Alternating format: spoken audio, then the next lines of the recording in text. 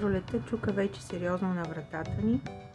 Навсякъде вече зелено и красиво, но заедно с тази красива зеленина започнаха да изкачат боби, кърлещета и бълхички. За това е ред да се погрижим за нашите любимци. Следва без паразитяване. Ето Пипи, тя си знае. Взимаме тубичката, нанасяме нежното вратлето, втриваме в козинките и внимаваме за очичките и за награда тя получава бисквитка.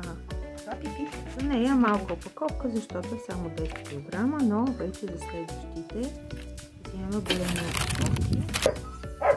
XL тубичка, защото са по 30 кг и ето след варичка, тя си знае. Седни, дръж. Ела, дай лапа. Дай лапа. Лапа ми дай. Лапа. Седни. Лапа. Браво. Дръж сега. Така. Ти си знаеш, моето момиче. Ти си моята хубавица. Така и накрая покор.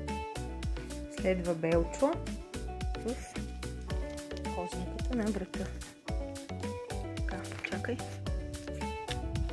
Така цялото е по-стегло. И завършваме с Пени, Чери, красивата моя Чери, Мигелчето и Шматито. И кутенците вече са готови следващия месец.